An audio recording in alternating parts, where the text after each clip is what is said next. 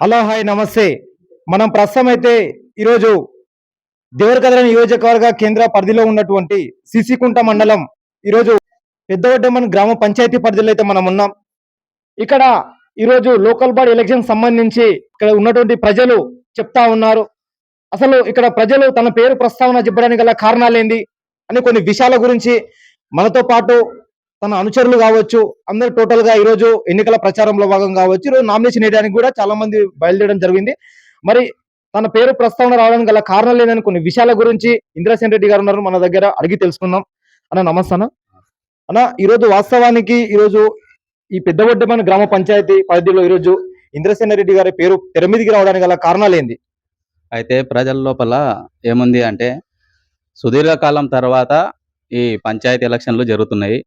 యాక్చువల్గా ఏమంటారంటే ఈ గ్రామాలు అనేటటువంటి పట్టుకొమ్మలు అని అంటారు కాబట్టి ఈ పరిపాలన అనేది కుంటుబడింది ఈ గ్రామ స్థాయి లోపల.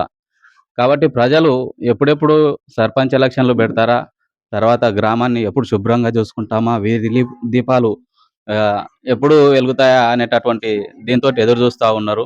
ఏమి అయితే ఈ అభివృద్ధి జరగాలంటే గ్రామ స్థాయి లోపల సర్పంచ్ కీలక పాత్ర ఉంది కాబట్టి ఈ సర్పంచ్ ఎలక్షన్లు ఇప్పటికైనా 2 సంవత్సరాలు లేట్ అయినా ఇప్పుడు జరిగినాయి. ప్రజల లోపల కూడా ఏం చర్చ జరుగుతుందంటే ఎలక్షన్ అనేది నెలకో 2 నెలలకో వచ్చేది కాదు, 5 సంవత్సరాలకు ఒకసారి వచ్చేది కాబట్టి మంచి విద్యావంతుణ్ణి, నిజాయితీ పరుణ్ణి ఎన్నుకోవాలనేటటువంటి తాపత్రయం ప్రజల లోపల ప్రస్ఫుటంగా కనిపిస్తుంది.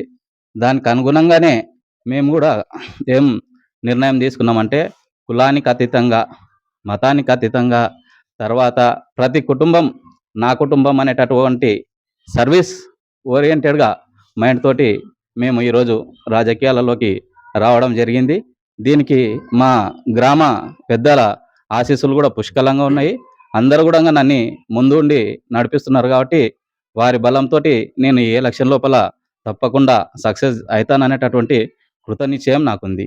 అన్న ఇంకొక విషయం అన్న, ఈ లోకల్ బాడీ ఎలక్షన్ సంబంధించి ఈరోజు ఇంకొక విషయం మీరు బలంగా ఈరోజు ఇక్కడ ఉన్నటువంటి దేని మీద దృష్టి పెడతారు? ఎందుకంటే ఈ పెద్దవడ్డెమన గ్రామం సంబంధించి దేని మీద మీరు ముఖ్యంగా గ్రిప్ పెడతారు అన్న? మా గ్రామం లోపల ముఖ్యంగా బీడీ కార్మికులు ఎక్కువ ఉన్నారు కాబట్టి వాళ్ళ సంక్షేమానికి తీసుకోవాల్సినటువంటి పింఛన్లు అయితేనేమి వాటిపైన ఎక్కువ శ్రద్ధ పెట్టాలనేటటువంటిది నా ఉద్దేశము. అదేవిధంగా గ్రామం లోపల పారిశుద్ధ్యం అనేది తక్కువగా ఉంది, పారిశుద్ధ్యం చేపియాలి. తర్వాత గ్రామం లోపల నర్సరీ పెట్టి చెట్లని పెట్టి గ్రామాన్ని ఒక అందంగా తీర్చిదిద్దాలనేటటువంటిది నా యొక్క కళ.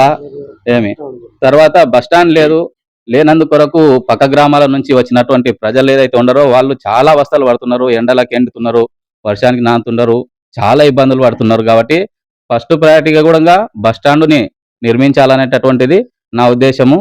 గవర్నమెంట్ తోటి అయితే సరే, లేకపోతే నా సొంత నిధులు పెట్టి అయినా సరే, కానీ ఫస్ట్ బస్టాండ్. ఒక విషయం అయితే స్పష్టంగా చెప్తా ఉన్నాడు, ముఖ్యంగా నా గ్రామ అభివృద్ధి ఇంపార్టెంట్, నా గ్రామ శ్రేయస్సు ఇంపార్టెంట్. అదేవిధంగా ఇంకొకటి బీడీ కార్యక్రమ వ్యవస్థ అనేది మా గ్రామంలో ఎక్కువగా ఉంది. అదేవిధంగా బస్ స్టాండ్ కూడా దీన స్థితిలో ఉంది, అక్కడ బస్ స్టాండ్ కూడా కరెక్ట్ గా లేదు కాబట్టి ముఖ్యంగా దాని మీద శ్రద్ధ పెడతాను. కంపల్సరిగా నేను గెలిచిన మరుక్షణమే అక్కడ నుంచి ఫండ్ వచ్చినా రాకున్నా నా సొంత నిధులు, నా సొంత డబ్బులు, నా సొంత ఖర్చు పెట్టుకొని అయితే నా గ్రామాన్ని అభివృద్ధి చేసుకుంటా అని చెప్పేసి ఈరోజు ఇంద్రసేనారెడ్డి గారు అయితే ఖరాఖండిగా చెప్తా ఉన్నాను. అన్న ఇంకొకటి నామినేషన్ సంబంధించి ఈరోజు వెళ్తున్నారని సమాచారం వస్తా ఉంది, ఎలా చూస్తారన్న విషయాన్ని? అయితే ఈరోజు 2వ విడత లోపల జరిగేటటువంటి ఎలక్షన్లకు మొదటి రోజు నామినేషన్ ఉంది. అయితే మా కార్యకర్తలు కానీ, మా నాయకులు కానీ, మా లీడర్లు కానీ అందరు కూడా ఈరోజు నామినేషన్ ఏతమనేటటువంటి నిర్ణయం తీసుకున్నాము. ఏదైనా సరే ముందు ఉండాలి అనేటటువంటిది మా యొక్క అభిప్రాయము.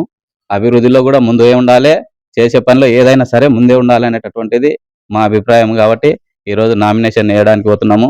నేను అందరినీ కూడా గ్రామ ప్రజల్ని కోరుకునేది ఏమంటే, మీలో ఒకటిగా నేను సర్వీస్ చేస్తా కాబట్టి, నేను విద్యావంతుని కాబట్టి, ఇన్ని రోజులు జరిగింది ఏదో జరిగిపోయింది, ప్రజల పాలన అనేది కుంటుపడింది, కానీ ఇప్పటి నుంచి మాత్రం దాన్ని పటాలెక్కించి పరుగులు తీపిస్తా అని చెప్పి మీకు అందరికీ ప్రమాణం చేస్తున్నాను. ఇది కంపల్సరీగా అయితే గ్రామ వ్యవస్థ మీద ఇక్కడ ఉంటే కుంటుపడినటువంటి ఈ పనుల మీద కూడా ఎక్కువగా శ్రద్ధ పెడతా అని చెప్పేసి ఇంద్రసేన రెడ్డి గారు అయితే మనకు ఒక విషయం అయితే ఖరాఖండి చెప్తారు. ఇంకొకటి, ఏదైనా సరే పార్టీలకు అతీతంగా నేను వివరిస్తాను, ఎందుకంటే ఆ పార్టీలు లేచి ఈ పార్టీలకు సంబంధం లేదు, ఎందుకంటే నేను నిర్ణయాలు తీసుకుంటాను, అభివృద్ధి కార్యక్రమం చురుగ్గా చేస్తానని చెప్పేసి ఈరోజు ఇంద్రసేన రెడ్డి గారు మన ముఖాముఖి కార్యక్రమం చెప్పడం జరిగింది. సిసికుంట మండల మైనార్టీ అధ్యక్షులు అయితే ఆరిఫ్ గారు అయితే మన దగ్గర ఉన్నారు. కొన్ని విషయాల గురించి తెలుసుకుందాం. సార్ చెప్పండి, ఏ విధంగా నడుస్తా ఉంది ఈ రోజు ఎన్నికల ప్రచారంలో భాగంగా? మన గ్రామంలో టిఆర్ఎస్ ఉన్నప్పుడు ఎంత అభివృద్ధి జరిగిందో ఇప్పుడు ఈ కాంగ్రెస్ పార్టీ వచ్చిన తర్వాత ఏం జరగలేదు. కావున మనము మన పార్టీ తరఫు నుంచి ఇంద్రసేనారెడ్డి గారిని బలపరిచి ఎన్నుకోవాలని కృతనిశ్చయంతో ఉన్నాము. ప్రతి ఒక్క కార్యకర్త సైనికుల్లాగా పనిచేసి ఇంద్రసేనారెడ్డిని గెలిపించుకోవాలని కోరుతున్నాము. ఇంకోటి, బీఆర్ఎస్ పార్టీలో ఉన్నప్పుడు ఎంత అభివృద్ధి జరిగిందో గ్రామంలో ఏది జరగలేదు. బీఆర్ఎస్ పార్టీలో ఉన్నప్పుడే మన ఉర్దూ మీడియం స్కూల్ జరిగింది. అంతవరకు మన గ్రామంలో ఉర్దూ మీడియం టీచర్ కూడా లేకుండే, ఆ తర్వాత బిల్డింగ్ కూడా లేకుండే. మనం ఎంఏ దగ్గర పోయి కలిసినప్పుడు కనీసం మీ గ్రామంలో బిల్డింగ్ ఉంటేనే మాత్రం టీచర్ అపాయింట్మెంట్ అవుతుంది, లేకుంటే లేదంటే అప్పుడు మనము మన ఆల వెంకటేశ్వర రెడ్డి గారి చొరవతో ఆయన దగ్గరికి వెళ్లి ప్రయత్నం చేసి 22 లక్షల నిధులతోన మన గ్రామంలో ఉర్దూ మీడియం బిల్డింగ్ కట్టించినాము. అదేవిధంగా రైతుల కొరకు కూడా ఆల వెంకటేశ్వర రెడ్డి సమక్షంలో ఆ ఆధ్వర్యంలోనే ఆయన హాయంలోనే 22 లక్షలతోన రైతు వేదిక కూడా కట్టడం జరిగింది. ఇంకొన్ని పనులు కూడా పెండింగ్ లో ఉన్నవి. అదేవిధంగా మన శ్మశాన వాటిక కూడా ప్రహరీ గోడకు మనము అప్పీల్ అర్జీ పెట్టుకుంటే ప్రస్తుతం ఆయన ఫండ్ ద్వారా 5 లక్షలు మంజూరు చేసిండు. ఆ పని కూడా పూర్తి అయింది, ఇంకా మిగిలి ఉంది. దాన్ని కూడా మనము పూర్తి చేయాలని చెప్పి ఆశతోనే ఉన్నాం. కాబట్టి దురదృష్టవశాత్తు మన అభ్యర్థి ఓడిపోవడము, ఆ పనులు కుంటుపడము మనకు చాలా బాధాకరము. అయినా మనం అధైర్యపడకుండా బీఆర్ఎస్ పార్టీ కార్యకర్తల్లాగా ఉండి వాళ్ళ వెంకటేశ్వర రెడ్డికి కానీ కేసీఆర్ కానీ బీఆర్ఎస్ పార్టీకి కానీ ఎల్లప్పుడూ అండగా ఉండి పార్టీకి బలోపేతం చేస్తామని చెప్పి ప్రతిజ్ఞ చేస్తున్నాం. ఇంకొకటి, మీరు మండల లీడర్, వాస్తవానికి మైనార్టీ సంబంధించి అలాగే మండలంలో ఏ విధంగా ఉండబోతా ఉంది? మండలంలో కానీ నియోజకవర్గంలో కానీ బీఆర్ఎస్ పార్టీ బలంగానే ఉంది. కాకపోతే నాయకుల ద్వారా పార్టీ భ్రష్టు పట్టింది. మనం చేసిన పనులు కూడా ఆయన చెప్పుకోలేకపోతున్నాం. మేము ఇప్పుడు జరిగే పరిస్థితుల్లో మొత్తము మాటల గారి ప్రభుత్వం నడుస్తుంది.